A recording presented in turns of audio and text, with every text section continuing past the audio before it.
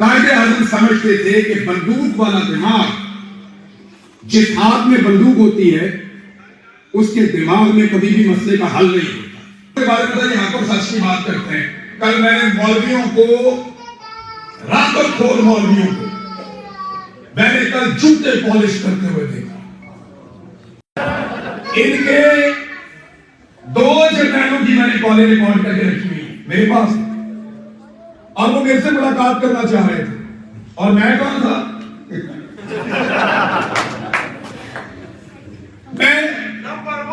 मैं सर पकड़ के बैठ गया। बेड़े को इनको पता ही कुछ नहीं। वो मेरी मिन्नत कर रहा है। 2 जर्नल इमरान भाई मिल लेते हैं, इमरान भाई बैठ जाते हैं, इमरान भाई बात करते हैं। इमरान भाई कभी अजरबैजान में, कभी जॉर्जिया में, कभी मलेशिया में, कभी इंडोनेशिया में, कभी तुर्की में, और इनको पता ही। मैं इनको फिर टाइम देता था, अगले हफ्ते मिलेंगे, फिर टाइम देता था, अच्छा थोड़े दिन ये सोच रहे थे मिलेंगे। तो ये फैसल बाटा की इतनी औकात है, उसका नाम बीच में मेरा वजह आ गया।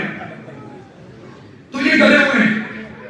एक बात मैं आपको बताऊं, ये निजाम इमरान खान से इतना डरता, इतना डरता, और ये अकेले इमरान खान का डर नहीं है, ये बात ध्यान रखिए। अकेले इमरान खान का डर नहीं, ये इमरान खान के साथ जो लोग खड़े हैं उनका डर। इन्हें पता है कि जिस दिन ये इसको बाहर निकालेंगे ना, वो जेल से बाहर एक पाउंड रखेगा और मुल्क उसका हो जाएगा।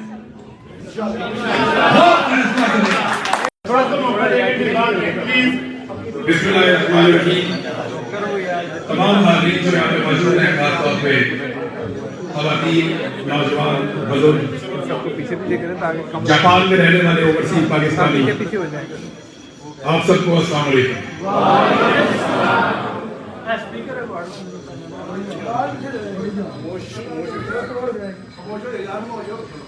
जी शुरू करते हैं बात। थोड़ा सा टाइम मैं आप लोगों का लूंगा। कुछ चीजें यहाँ पे पहले डिस्कस हुई। कोई मेरे पास ऐसा एजेंडा तो नहीं है कि खास तौर पे जिस पे मैंने आपसे बात करनी है, लेकिन एक मिशन जरूर है। अब उस मिशन को पूरा करने के लिए कभी एक तरफ से काम करते, कभी दूसरी तरफ से काम करते, लेकिन सब मिलकर कहीं ना कहीं कुछ ना कुछ काम करते हैं। यहां जितने लोग आए, मैंने उनकी बातों में एक चीज कॉमन देखा, वो ये है कि आवाज उठानी। सब यही कह रहे हैं ना, आवाज उठानी। आवाज का तो खौफ है, आवाज से ही मसला है। आपने आवाज उठानी है और उन्होंने आवाज दबानी है। इमरान खान क्या है? 75 साल का एक जिस्म है, गोश्त का एक वजूद है, वो तो सबके पास है। इमरान खान आवाज है, 25-26 करोड़ लोगों की आवाज है। पूरी दुनिया में रहने वाले मुसलमानों की आवाज है। यह है प्रॉब्लम, आवाज को दबाना। प्रॉब्लम इंसान से नहीं, उसकी सोच से। और वो अपनी सोच को जिस आवाज के जरिए आपके सामने रखता है और लोगों की सोच को बदलता है, मसला एस्टैब्लिशमेंट को बाहर, और ये आज से नहीं है, ये बहुत पुराना, बहुत पाकिस्तान बन गया उसके बाद से। कायदे-ए-आज़म की सोच से इनको मसला था। कायदे-ए-आज़म ने क्या कहा? स्टाफ कॉलेज में गए, फौज से उन्होंने कहा कि देखना, पॉलिसी मत बनाना, ये तुम्हारा काम नहीं। कायदे-ए-आज़म ने क्यों कहा? इसलिए तो नहीं कहा कि इनको पॉलिसी, कायदे आज़म समझते थे कि बंदूक वाला दिमाग, जिस हाथ में बंदूक होती है उसके दिमाग में कभी भी मसले का हल नहीं होता। वो मसले के हल का एक बड़ा हिस्सा अपने हाथ में पकड़ी हुई बंदूक को समझ। आप कर रहे हो जब आपके हाथ में बंदूक होती है या आपके हाथ में हथौड़ा होता है तो फिर आपको हर मसला एक कील की तरह नजर आता है। तो मानो तो कायदे आज़म को इस बात का पता है, बहुत बड़े लिखे आदमी थे। उन्होंने कहा देखो पॉलिसी मत बनाना, ये अवामी मुंतखब नुमाइंदे बनाएंगे। पॉलिसी नवाज शरीफ बनाएगा, पॉलिसी बेनजीर बनाएगी, पॉलिसी बाद में जुल्फिकार अली भुट्टो आएगा वो बनाएगा, शेख मुजीब आएगा मेरे बाद याद रखना वो पॉलिसी बनाएगा, लियाकत अली खान आएगा वो पॉलिसी बनाएगा, मेरी बहन आएगी उसे भी मौका देना वो भी पॉलिसी बनाएगी, तुम नहीं बनाओगे। और अब इमरान खान पॉलिसी बनाएगा। लेकिन इन्होंने ना किसी को पॉलिसी बनाने की और ना किसी को पॉलिसी चलाने की, अपनी पॉलिसी बनाई। मैंने हमारे जापान को देख रहा था, मेरे साथ दो दोस्त आए हुए, वो घूम फिर के आए, थोड़े परेशान थे। मैंने कहा क्या हुआ? कहते कैसा मुल्क है, यहां गांधी भाई ये बहुत ही साफ है। और क्या देखा? मैंने कहा जी बहुत तरक्की की हुई है। मुझे तब से समझ नहीं आ रही कि ये मुल्क तरक्की कैसे कर गया, इनके पास तो फौज नहीं है, फिर ये तरक्की कैसे कर गया? ये कारोबार कैसे करते हैं, अपना मुल्क कैसे चलाते हैं, इनके पास तो फौज ही नहीं है। ये अपनी पॉलिसी कैसे बनाते हैं, इनके पास तो फौज ही नहीं है। ये कारोबार कैसे करते हैं, इनके पास तो फौज ही नहीं है। हमें पाकिस्तान में एक फौज चाहिए हमारी हिफाजत की, जिसकी हम इज्जत करें और वो हमारी इज्जत करे। हमें पाकिस्तान में फौज अपनी हिफाजत के लिए चाहिए, हम पे रूल करने के लिए नहीं चाहिए। वो हम पर हुकूमत नहीं करेंगे, हुकूमत वो करेगा जिसे आप लाएंगे।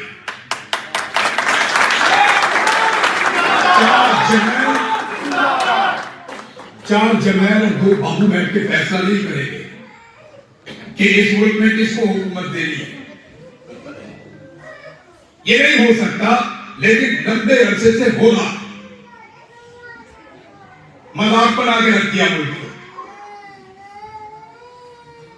कॉन्फिडेंस ही बहुत है और होना भी चाहिए। देखिए इन्होंने जब निकाला किसी को आवाम में बैठाई नहीं मानी, जो कुछ भी हुआ लोग इनके साथ खड़े हो। पाकिस्तान दो टुकड़े हो गए, दो टुकड़े हो गए, फिर भी लोग इनके साथ खड़े। बेनजीर को निकाला लोगों ने बैठाइया, नवाज शरीफ को निकाला लोगों ने बैठाइया, इनका सौदा बिक रहा था। फिर मार्केट में एक नया आदमी आया, उसने लोगों को ख्वाब बेचे और लोगों ने उससे ख्वाब देखना सीखा। ये पहली मर्तबा ऐसा हुआ, पहली मर्तबा कि इन्होंने रिजीम चेंज ऑपरेशन किया और लोगों ने मिठाइयां नहीं मांगी। जब पंगा हो गया था, इनको उस दिन समझ जाना चाहिए था कि जो ये करने जा रहे हैं वो इनके गले पड़ेगा। जितने समझदार पाकिस्तानी थे सबने इनको समझाया कि इसे यहां रोक दो, पाकिस्तान को फेयर एंड फ्री इलेक्शन में ले जाओ। लेकिन सिर्फ आराम, मैं ताकतवर, मुझे कौन रोक सकता है?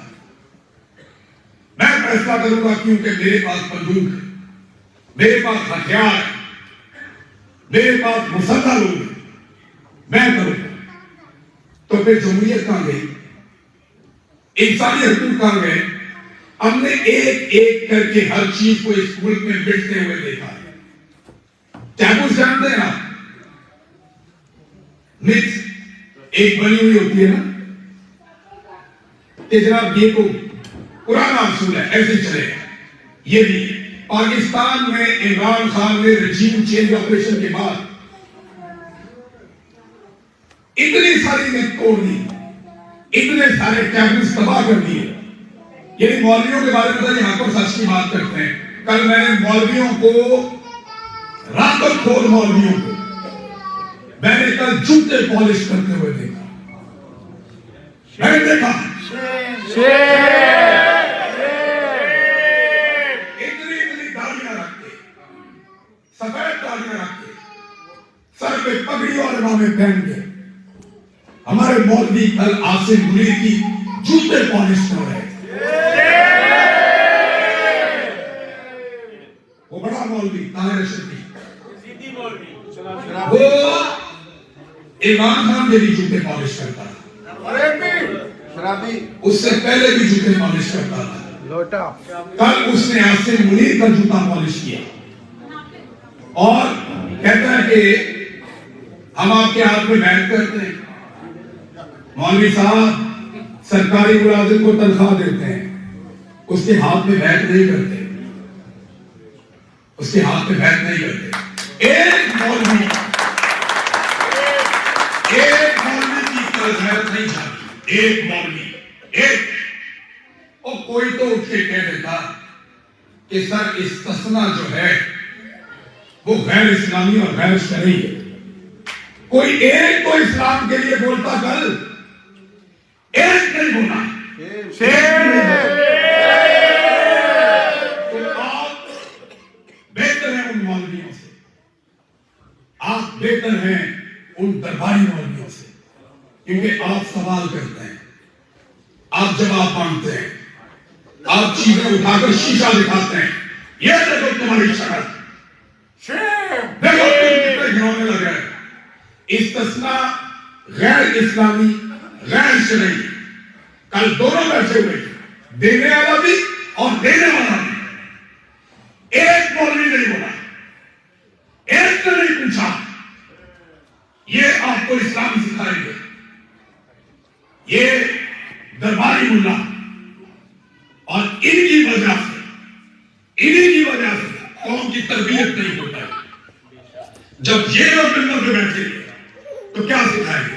जूते पॉलिश सिखाएंगे ना। इनमें से किसी ने पूछा कि सरकार गाजा में फौज जा रही, क्यों जा रही?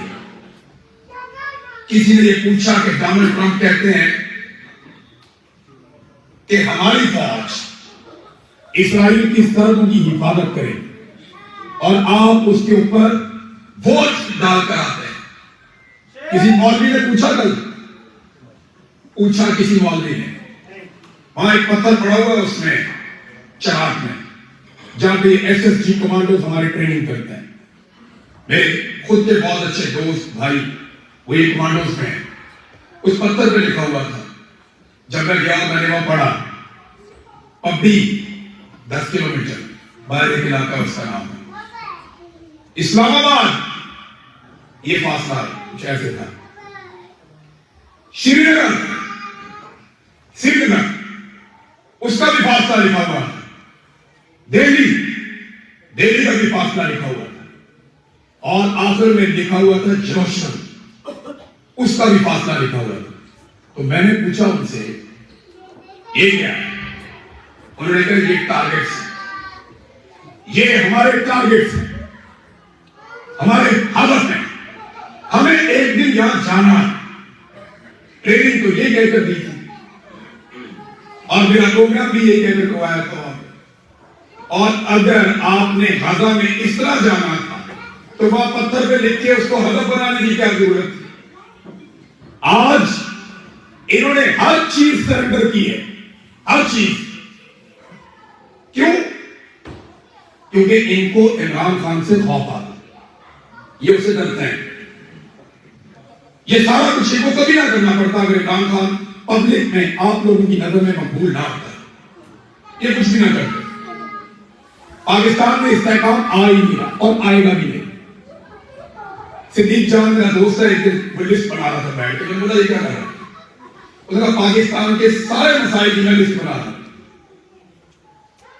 और जब वो लिस्ट बनी उसके बाद में उस पर टिक करते थे। आपको हैरत होगी कि पाकिस्तान के 90% मसाइल इमरान खान के साथ इस वक्त जुड़े हुए। आप इस आदमी को बाहर निकाले, ये चीजें ठीक होना शुरू हो जाए। लोग पाकिस्तान में रहना नहीं चाहते, एम्बेसडरों के पास ठिकाने नहीं, लोग रात को पहुंचते हैं 3 बजे 4 बजे, लोग सड़कों में खड़े हैं, एयरपोर्टों में रश लगा हुआ है। एक पिंजरे की तरह बना दिया मुल्क को पकड़ के, एक ऐसा पिंजरा जिसमें जानवर ज्यादा बंद किए हुए हैं और खाना कम है, वसाइल कम है, मसाइल ज्यादा। लोग अपनी जानों पर खेलकर कश्तियों में बैठ के दूसरे ममालिक में पहुंच रहे हैं।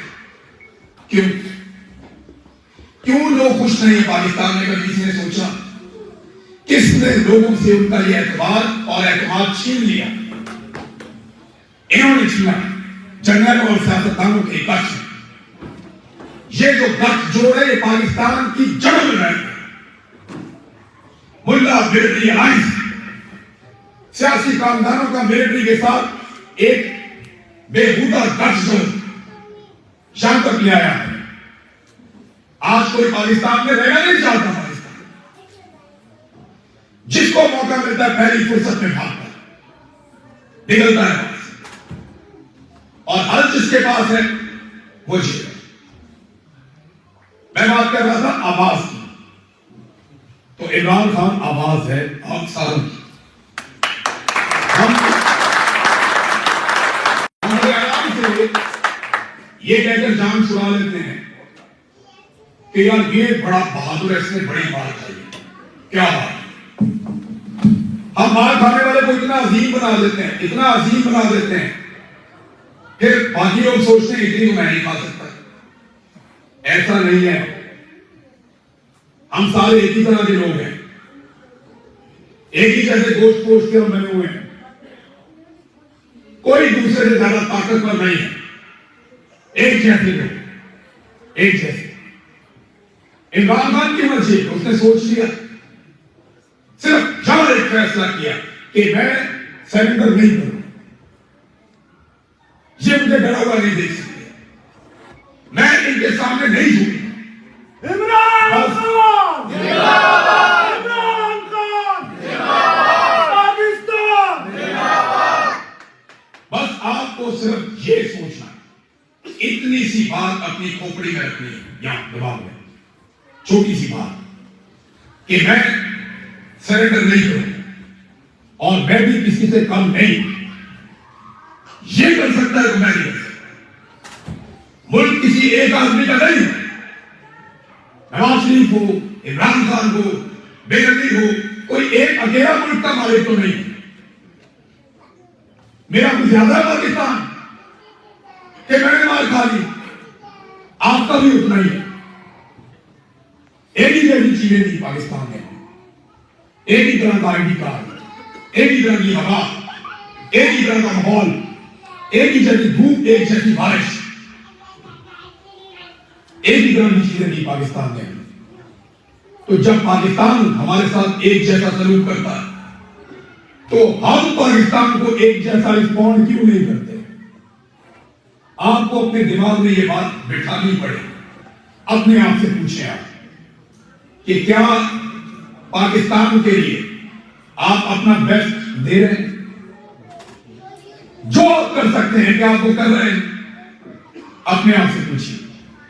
और अगर कभी कहीं किसी जगह पे आपको लगे कि कोई कसर रह गई तो पूरा कीजिए, कोशिश कीजिए।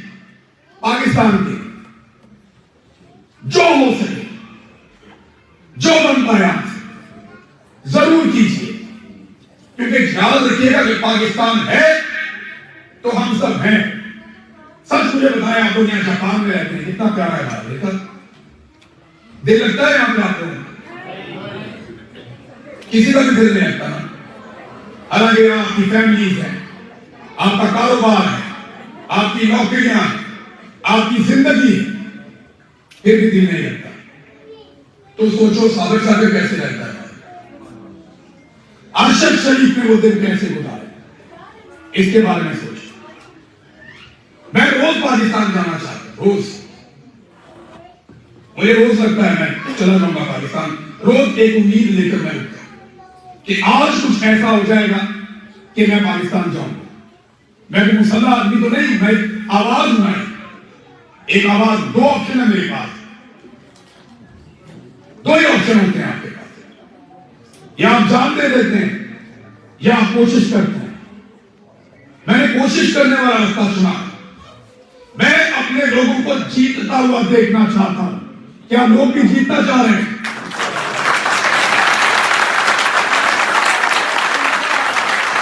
आपके पास, याद रखिएगा, आपके पास जीतने के अलावा और कोई रास्ता नहीं है। एक रास्ता है, कोई ऑप्शन आपके पास नहीं है। हारना ऑप्शन ही नहीं है। बोलने की बात हो रही थी ना, मैंने काफी पहले पढ़ा था, इस सुना है शहर की खामोशियों पे कहर टूटेगा। सुना है शहर की खामोशियों पे कहर टूटेगा, किसी का जिस्म बोलेगा, किसी की जात बोलेगी। तुम्हें मालूम है कि अब सारी सीटें मेरी हैं। तब उसने बताया कि करना क्या। आपका इत्तेहाद, आपका इत्तेफाक, आपस में मिलकर रहना, यह बदलेगा पाकिस्तान की तकदीर।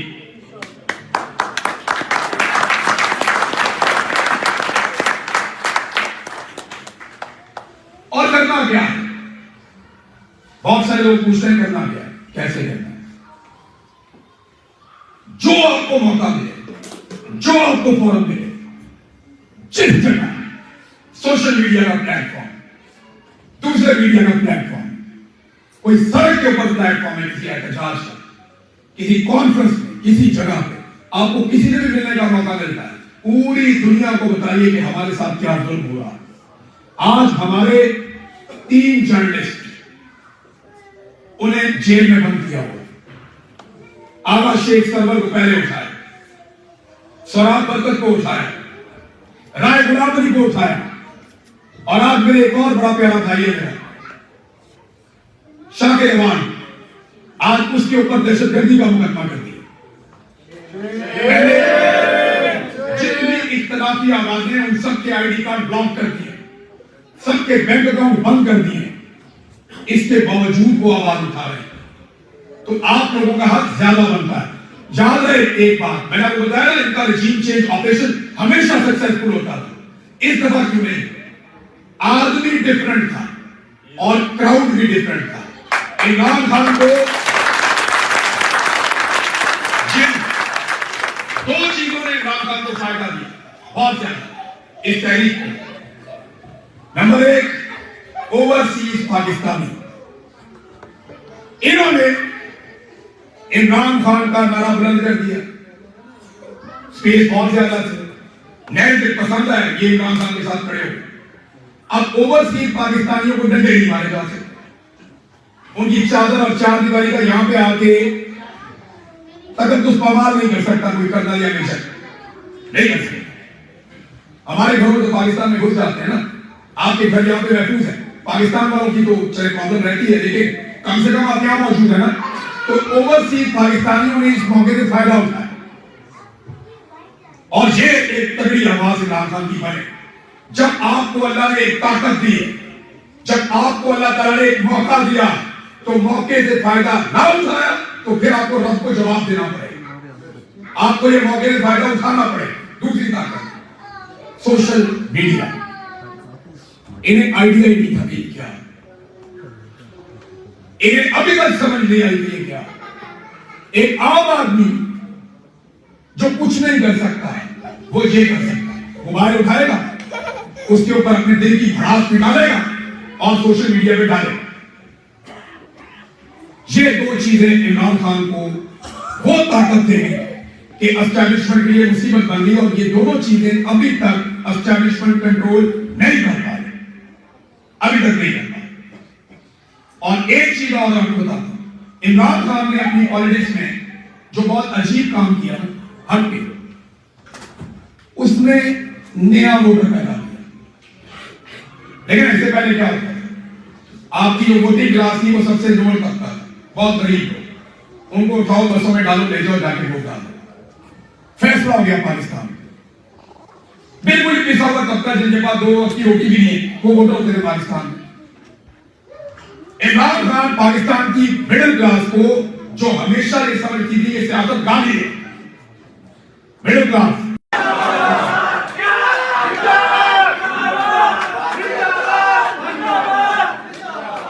मुझे अब शेर दोबारा सुनाना पड़ेगा आपका शौक पूरा करने के चक्कर में ना फिर दूर लगेगा। सुना है शहर की खामोशियों पे कहर फूटेगा, किसी का जिस्म बोलेगा, किसी की जात बोलेगी। तुम्हें मालूम है कुछ बोलना कितना जरूरी है, अगर खामोश हो जाओगे तो फिर मौत बोलेगी। एक आदमी जो आप सबकी आवाज है, आज उसकी आवाज दबाई गई है, वो हमेशा आपकी आवाज बना। मैं जब पहले से ही कैंप से वापस आया तो मैंने आकर पूछा था कि मेरे लिए सबसे ज्यादा आवाज किसने उठाई,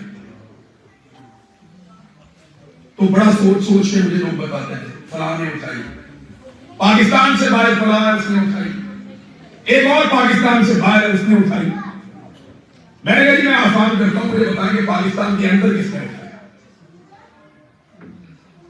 तो उन्होंने कहा कि 5 अगस्त 2023 तक सबसे ज्यादा आवाज इमरान खान ने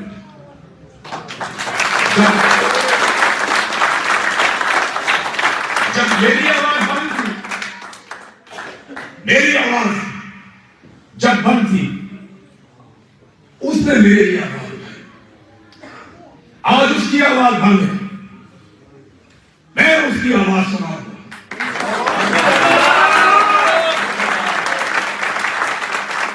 वो आप सबकी बात करता है। कभी उसने कहा कि मुझे ये चाहिए, कभी सुना आपने इमरान खान से? उसको तो अल्लाह ने सारा कुछ दिया। जैसी जिंदगी उसने गुजारी, अरब बादशाह ऐसी जिंदगी गुजारने को तरसते हैं। आज के सबसे बड़े बादशाह, अरबों के बादशाह ऐसी जिंदगी और ऐसी शौहरत और ऐसे किरदार के लिए तरसते हैं जो उसने जिंदगी गुजारी। उसको क्या मांगना है अपने लिए? नथिंग। उसने जो मांगा, जो चाहा, अपने लोगों के लिए किया, आपके लिए किया।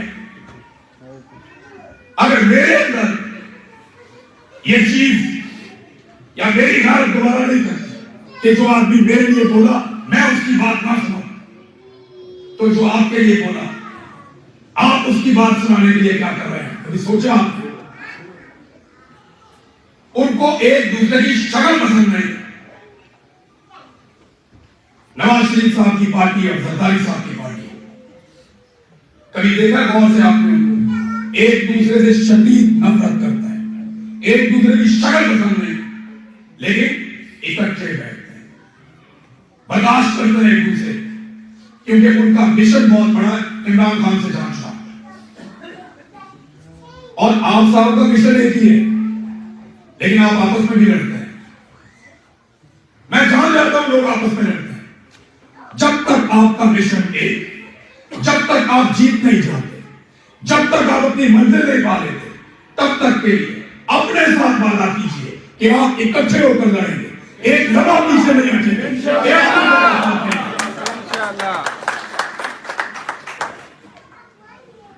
एक आदमी लड़ाई नहीं लड़ सकता। जब इमरान खान की एक सीट थी ना, तब उसने इनकलाब का नारा नहीं लगाया था। जब 35 थी, 35-40, तब भी नहीं। सबने कहा ये नहीं हो सकता। वो लेकर आया, ये उसका ट्रैक रिकॉर्ड। उसने बोला मैं कैंसर के मरीजों का इलाज करूं, अस्पताल बनाऊंगा, चैरिटी से बनाऊंगा और मुफ्त इलाज भी करूंगा। सबने कहा नहीं हो सकता है। उसने बनाया उसका ट्रैक रिकॉर्ड। उसने कहा मैं यूनिवर्सिटी बनाऊंगा। फिर उसने कहा कि मैं इस मुल्क में एक बड़ी पॉलिटिकल पार्टी बनाऊंगा और मैं वजीर आजम बनूंगा। सबने कहा कैसे हो सकता, नहीं हो सकता। उसका ट्रैक रिकॉर्ड है, उसने बन के दिखाया। अब वो कह रहा है कि मैं अपने लोगों को जगाऊंगा, मैं अपने लोगों को बताऊंगा, मेरे लोग जागेंगे, हम ये लड़ाई जीतेंगे और मैं अपने लोगों को हकीकी आजादी दिलाऊंगा। इनको डर इसलिए लग रहा है कि उसका ट्रैक रिकॉर्ड है। उसने जो कहा रब ने उसका बोल बाला दिया। उसके रब ने ट्रैक रिकॉर्ड बहुत सीधा था। वो कहता और रब उसकी मदद करता। ये मैंने होते हुए देखा मैंने। बहुत सारे लोग इसके गवाह हैं। अब आ गए जिनके साथ मुकाबला उनका ट्रैक रिकॉर्ड। 70 साल हो गए कश्मीर बात करावांगे। वो कश्मीर जितना आजाद हुआ उस शुक्र अदा करे जाके कबाइलियों में। उन्होंने आगे मार कुटाई करके जो कश्मीर छुड़वा लिया वही है आज हमारे पास। 70 साल से कश्मीर आजाद करवाना एक इंच जमीन में नहीं। हम इंडिया को तबाह कर देंगे, टुकड़े कर देंगे। पाकिस्तान के 2 टुकड़े हुए हम पाकिस्तान को अमन और खुशहाली का त्योहार बना देंगे। आज पूरा हर फील्ड के अंदर ये इनका ट्रैक रिकॉर्ड। अपने अपने ट्रैक रिकॉर्ड को देखो। तुम हारने के लिए बने हो क्योंकि तुम अपने लोगों से लड़ रहे हो। जब तुम दुश्मन से लड़ते हो हम तुम्हारे साथ खड़े हो पूरी ताकत। मेरे फोन आया बनेगा इनाम भाई आपकी जरूरत पड़ गई। मैंने कहा जंग के बाद फोन कर। मैंने क्या मतलब? मैंने कहा आपकी इंस्ट्रक्शन नहीं दूंगा, मुझे पता है कि मेरा मुल्क है और मैंने तुम्हें लड़ाना है क्योंकि मैं तुम्हें पैसे देता हूं। जिस काम के लिए तुम्हें रखा पहली दफा वो काम पड़ा, हम तुम्हारे साथ खड़े होंगे, हम तुम्हें लड़ाएंगे, हम तुम्हारा हौसला बनेंगे। जब दुश्मन से लड़ोगे सर पे बिठाएंगे, ताज पहनाएंगे, सर आंखों पे बिठाएंगे, इज्जत देंगे। लेकिन जब हमसे लड़ोगे तो आईना दिखाएंगे।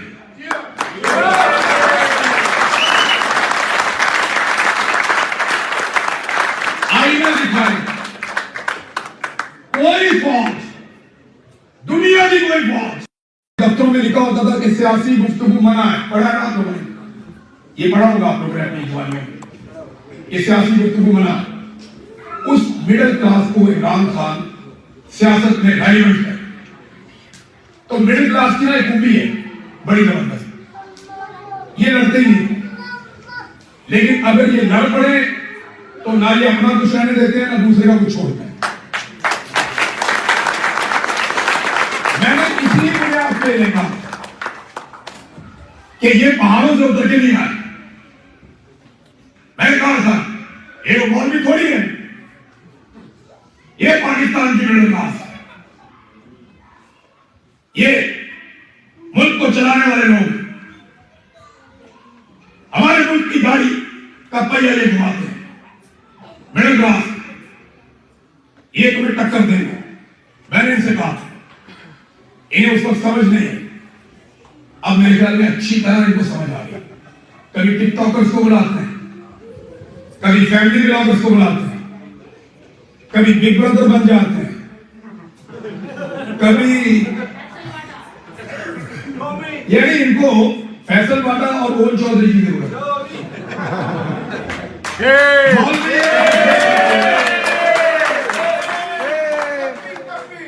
मौलवी टॉमी कौन? अच्छा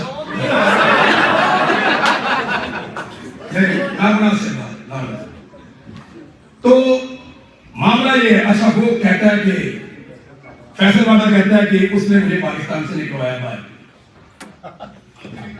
इसकी औकात फायदे उठाकर पीछे चलने वालों की है। और ये जो मैं आपको कह रहा हूं ना कि फाइलें उठाकर पीछे चलने वाले, ये फाइलें उठाकर उसके पीछे चलता है जिससे मुलाकात करने से मैंने और अरशद शरीफ ने इनकार किया।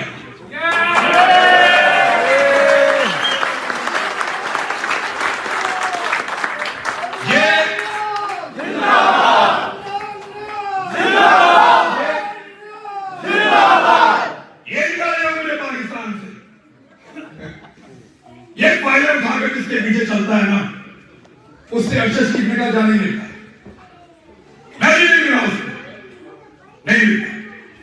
और ये मेरे पास एक नहीं एक दर्जन गवाह है कि ये 2 मौकों में देखा गया फाइलें उठा के उसके पीछे चल रहा है, और फाइलें भी उसकी। फैसल वाला वो कहते जी उसने मेरे पाकिस्तान से निकाला, वो एक नाम का बच्चा कासिम सूरी, मेरे पे उसका एहसान, मेरी आवाज पे उसका एहसान, कासिम सूरी ने मुझे निकाला, मुझे कॉलेज में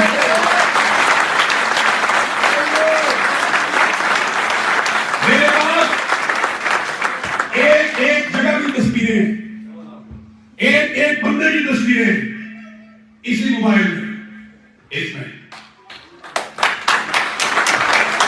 मेरे पास फैसल वादा में ये दिखाऊंगा तस्वीर, ये बंदे मैं इस्लामाबाद में बुलाऊंगा, सारी दुनिया के सामने बताऊंगा कि ये मुझे लेकर गया था नरका बच्चा, वहां से निकाला,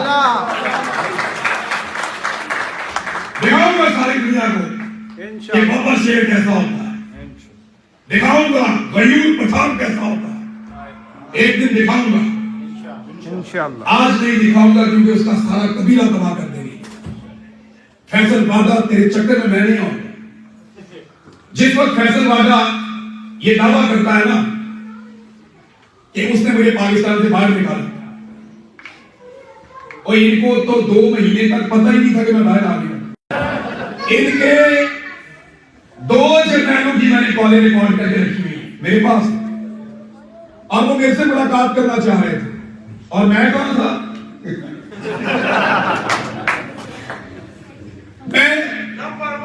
मैं सर पकड़ के बैठ गया, बेड़े को इनको पता ही कुछ नहीं, वो मेरी मिन्नत कर रहा है।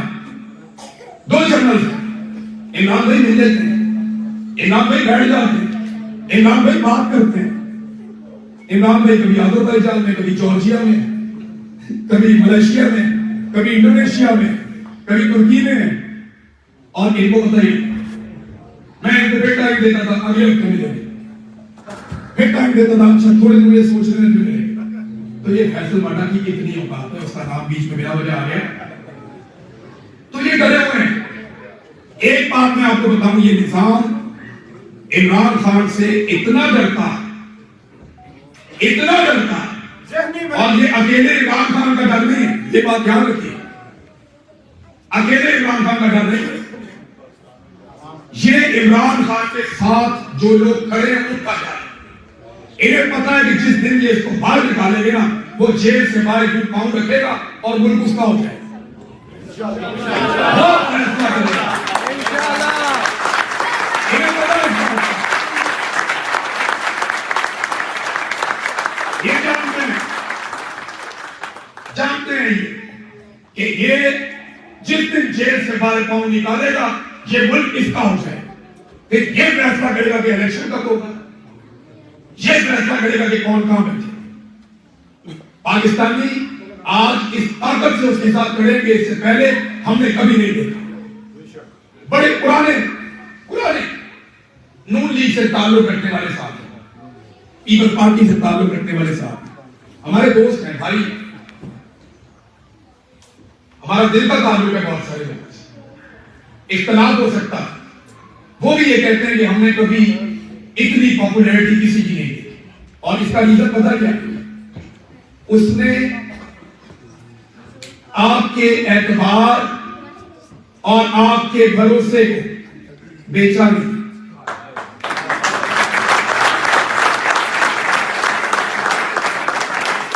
वो आज आपके एतबार और आपके भरोसे को बेच दे, आप क्या बिगाड़ लेंगे उसका? वो सौदा नहीं कर, आपने उसके पास क्या रखा है? भरोसा। वो नहीं बेचता। इससे पहले जो लोग थे उनको मौका मिला, उन्होंने टेबल पे रख के आपका एतबार और आपका भरोसा बेच दिया।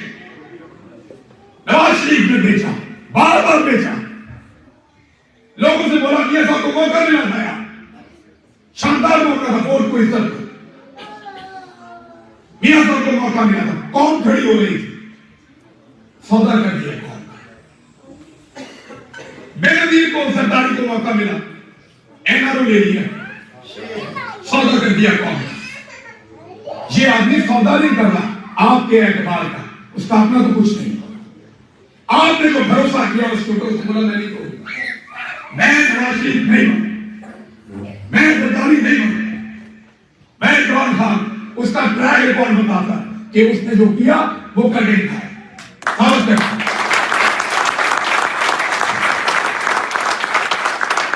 उसने उस वक्त कहा जब सबको लगता था कि मुमकिन नहीं हो सका, मैं वर्ल्ड कप देके जाऊंगा, ये वर्ल्ड कप तो मैं ले जाऊंगा।